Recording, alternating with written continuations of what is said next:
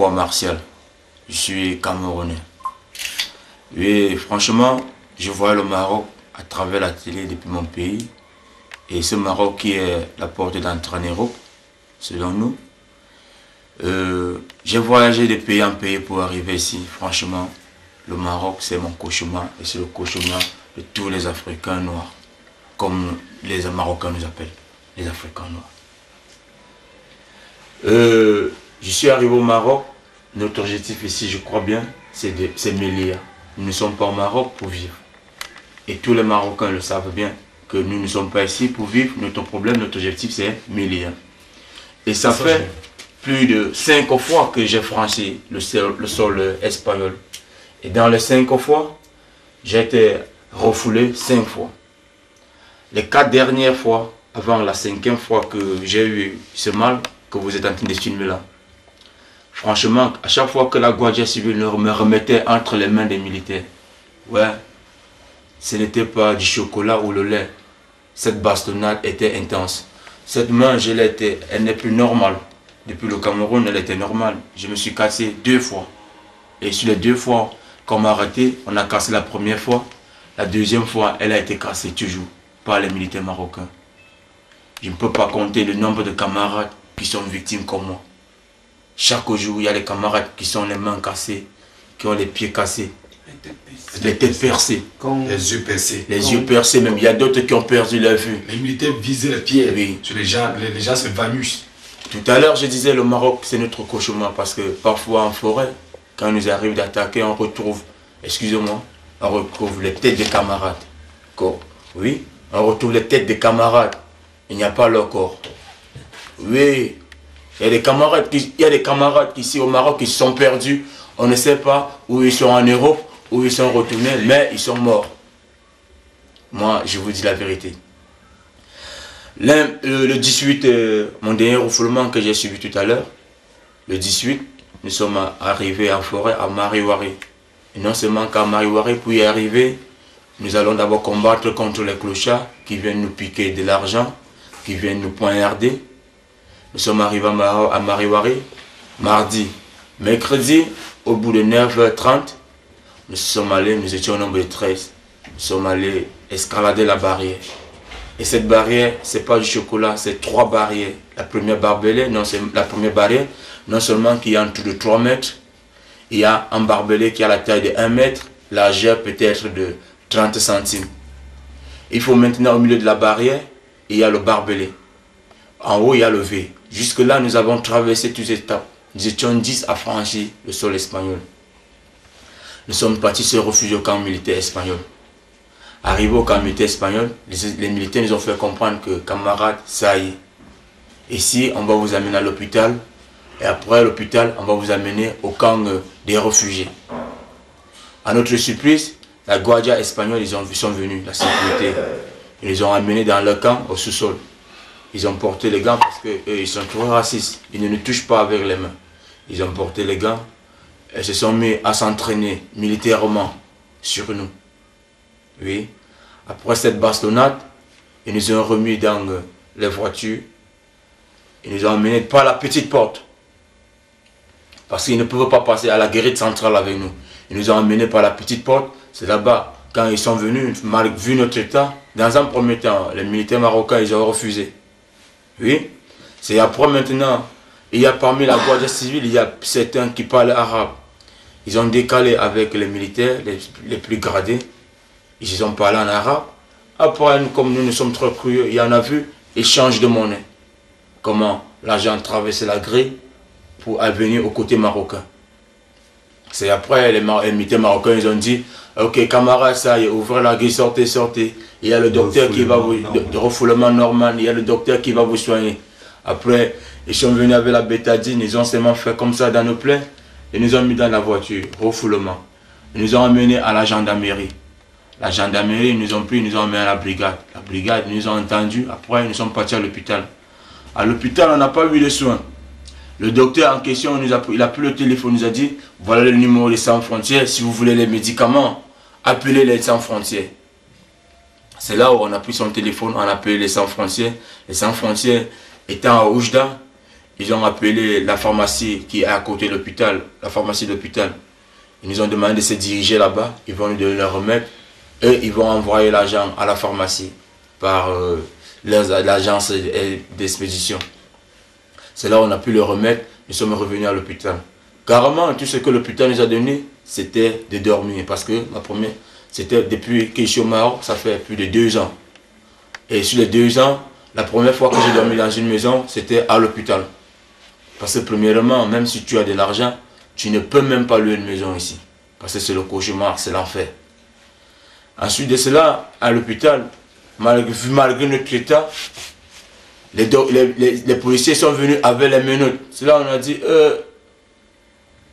vous n'avez même pas peur, même pitié de Dieu, vous n'avez pas peur de Dieu qui est au ciel. Allah, que vous dites que chaque par jour vous priez 5 fois, vous n'avez pas peur d'Allah, quelqu'un qui est malade, vous allez encore le menotter. C'est là où on a grévé que nous, on ne peut pas accepter que vous nous menottez. C'est là où comme ça on a dormi sans menottes. Jeudi matin, était encore couché, les gendarmes sont venus. Ils nous ont dit, ils sont venus avec les papiers qui étaient en arabe. Ils nous ont demandé de mettre les empreintes et tout et tout. Avant cela, les médecins sans frontières nous avaient déjà donné un avocat. Cet avocat, il nous a fait part qu'il ne faut pas signer ce que vous ne pouvez pas lire. Vous voyez, il ne faut pas mettre les empreintes sur ce que vous ne pouvez pas lire. Donc nous, on a refusé de mettre les empreintes et on a refusé de signer quoi que ce soit. C'est là qu'ils ont fait comprendre qu'il fallait signer. Vous allez voir le procureur et tout et tout. On a dit, ah bon, oui, nous on aimerait croiser le procureur pour lui faire part de ce que les militaires marocains font, nous traitent là-bas à la frontière. C'est là où, à notre grande surprise, nous sommes montés dans la voiture. À notre grande surprise, on s'est rendu compte qu'il nous amenait à la sous-préfecture de la police. Arrivé à la sous-préfecture de la police, les policiers eux-mêmes ils ont vu notre état, on les a fait part de notre scénario. C'est là maintenant les policiers ils nous ont expliqué que normalement quand tu as franchi le sol espagnol, premièrement il y a un camp de réfugiés là-bas, normalement la sécurité espagnole n'a pas le droit de nous refouler au territoire marocain parce que c'est notre rêve, non seulement que c'est notre rêve, et deuxièmement, c'est là-bas en Espagne, il y a un camp de réfugiés. Et c'est là où ils nous ont fait comprendre, ils nous ont fait comprendre que les militaires nous ont posé les policiers nous ont posé la question que ils vous ont refoulé dans quelle porte? On nous a dit, ils ne nous ont pas refoulé dans la guérite centrale, ils nous ont emmenés en forêt, loin en forêt, ils ont mené les militaires. Les policiers nous ont fait comprendre que, justement, parce qu'ils savent bien que si vous amenez à la guérite centrale, les policiers qui travaillent à la guérite centrale, ils vont refuser. Vous comprenez un peu? C'est là où maintenant, comme les policiers ils ont refusé de nous refouler, les 2 gendarmes sont revenus, ils nous ont emmenés à l'hôpital. Arrivé à l'hôpital, premièrement, on a trouvé que notre camarade n'y était pas à l'hôpital, celui qui avait les 2 pieds cassés. Deuxièmement, troisièmement, le docteur est venu, il a dit, nous n'avons plus le droit de rester ici, parce qu'il avait déjà signé une bonne de sortie. Sachant, et il était 22-23 heures, on ne savait pas où elle est dormie. Nous sommes redescendus, parce que les gendarmes, eux, ils voulaient fuir. Ils voulaient nous abandonner à l'hôpital, et sachant que l'hôpital ne veut plus de nous. Nous sommes venus les saisir en bas que, monsieur les gendarmes, maintenant, on va faire comment?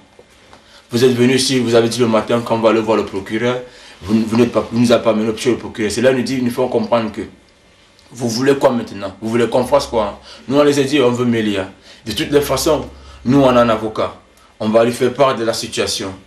Mon frère qui est à côté de moi, il s'est levé, on avait notre devant derrière, comme ça s'est dit au Cameroun, le dernier argent qui restait sur nous. Et depuis le matin, s'il vous plaît, on n'avait pas encore mangé. Ces 10 dirhams étaient réservés pour manger. Mais, comme la situation s'empirait, il fallait l'enlever pour acheter une carte de 10 dirhams et appeler notre avocat. Les gendarmes nous ont demandé de ne pas appeler l'avocat. Ils l'ont arrêté. Et jusqu'à ce que la population qui était à l'hôpital, ils sont venus, d'autres même disaient qu'ils étaient policiers. Ils nous ont empêchés d'aller à la boutique acheter la carte. C'est là où maintenant ils nous ont demandé qu'est-ce qu'on veut. On leur a demandé qu'on voulait Mélia. C'est maintenant les gendarmes nous ont dit, on va vous donner une occasion en or, à condition qu'on reste de bouche fermée.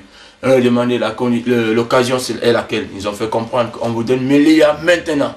Et s'il vous plaît, il était minuit passé. C'est là où maintenant nous, moi j'ai un bagage intellectuel, j'ai la licence. Je crois, parmi nous, la dernière personne qui n'a pas fréquenté à l'OBAC. Quoi hein? On branche quoi? La licence. Oui, la licence en droit. La dernière personne qui n'a pas fréquenté parmi nous, s'il vous plaît, il a le bac. C'est là où maintenant, quand ils nous ont fait comprendre qu'on nous donnait Mélia maintenant, on s'est posé la question que, premièrement, on a laissé notre frère à l'hôpital, les pieds plâtrés. Et quand nous sommes venus, on l'a demandé, on nous a dit, il est en salle d'opération. Et il y a l'habitude, ici au Maroc, beaucoup de camarades se perdent, qui disparaissent.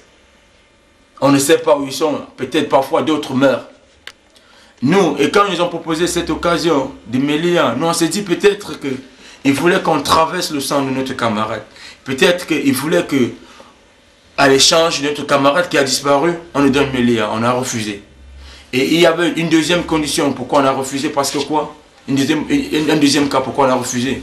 On se disait peut-être que, comme ils n'avaient plus l'embarras, ils ne savaient plus où nous jeter, la police ne voulait plus de nous, l'hôpital ne voulait plus de nous, en nous mettant dans la voiture pour nous amener à Mélia, qui savait, peut-être ils allaient tirer sur nous. Parce que, et rien n'allait prouver peut-être qu'ils allaient effacer des traces. C'est là maintenant on a refusé la proposition. Et ils ont fait appel, ils nous ont fait comprendre qu'ils ont appelé le gouverneur et que le gouverneur a accepté qu'on dort. Demain matin on allait croiser le procureur. C'est maintenant qu'on a redormi à l'hôpital. Le lendemain, ils nous ont dit que le procureur allait venir avant midi. Avant midi, le procureur n'était pas là. C'est là où maintenant, comme on n'avait même pas toujours mangé, et à l'hôpital, on ne faisait pas le soin. Tout ce qu'on nous a donné à l'hôpital, c'était l'hospitalier de dormir. C'est là où maintenant, on a fait pour comprendre aux gens de l'hôpital que premièrement, il faut boire les comprimés, on n'a pas mangé. Là maintenant, il faut croiser en autorité. On s'est déshabillé, on a commencé à crier qu'on voulait voir l'autorité. Les policiers sont sortis pour nous retenir. On a dit ici, vous allez seulement nous tuer comme vous avez commencé. C'est là maintenant, ils ont fait appel au commissaire divisionnaire. Le commissaire divisionnaire est venu, il a dit, il n'y a pas de problème, on va voir le procureur. Moi, j'ai fait la cellule en Algérie, avant qu'on ne me refoule, en Algérie. Et chaque fois que j'ai fait la cellule en Algérie, je partais voir le procureur. Le procureur me dit, monsieur, vous êtes refoulé de notre pays. Mais ici au Maroc. 15 jours. Et avant de me refouler, il nous donne un papier de 15 jours, un délai de 15 jours de circuler dans le pays. Il y avait deux conditions, soit il nous refoule par avion, hein, soit nous-mêmes on fuyait, on quittait. Et ici au Maroc, moi je n'ai jamais croisé le procureur à chaque fois qu'on me refoule. Ils nous prennent, ils nous mettent dans une cellule, après ils vont venir avec les papiers, ils disent allez, le procureur a signé et tout et tout. Nous, ça on voit le procureur. Je crois vraiment que dans un pays où on appelle un pays de droit, quand on vous juge par rapport à ce que vous avez fait, vous avez un dernier mot à dire. Vous avez un dernier mot à dire. Même si vous êtes condamné à mort, vous avez un dernier mot à dire au tribunal. Et de ça, ici, on n'a même pas l'occasion de voir le procureur. Non. Parce qu'eux-mêmes, ils savent que si on croise le procureur, il y a certaines choses que nous allons dire. Et c'est de quoi? Quand ils nous ont amenés à la sous-préfecture de police, on a fait comprendre que pourquoi vous avez refusé qu'on croise le procureur. Et il restait une trentaine de minutes pour qu'on nous refoule. On nous a demandé pourquoi vous avez refusé qu'on voit le procureur.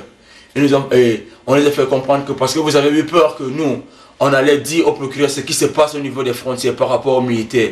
C'est là où un policier, si j'ai une bonne mémoire, un policier m'a fait comprendre que toi-même tu veux qu'on fasse quoi? Qu'on vous laisse voir le procureur pour que vous dites au procureur que les policiers prennent de l'argent là-bas. Oui, ça c'est du business. Hein? Ça c'est du business. Font du business. Ça c'est du business. Oui. Et c'est le mot que nous on a entendu à travers la bouche de ce policier. Et ça, on a compris que vraiment, si ces gens-là refusent que ces policiers, tous ces gens-là refusent qu'on croise le procureur, c'est parce qu'ils savent qu'on a des choses à dire et on a des choses à faire comprendre au gouvernement. Et c'est vrai ce qu'on dit. Amenez la caméra ici, monsieur, s'il vous plaît. Oui. Dieu merci, pour moi, quand je croise la caméra comme ça, je me sens dégagé. Parce qu'on n'a jamais eu un truc comme ça. Franchement, monsieur, franchement, tous ceux qui vont voir toutes ces images ici, nous les Noirs. Tout à travers tout le monde entier, nous les Noirs, nous les émigrés, on souffre ici. Parmi nous, il y a des gens qui ont été migrés, il y a des gens qui ont été en France clandestinement. Même là-bas, il y a des droits de l'homme. Ici, nous sommes bastonnés, non seulement qu'on n'a pas nos droits, nous sommes piétinés, nous sommes humiliés. On nous appelle les sales racistes, les sales nègres. Franchement, on crache nous.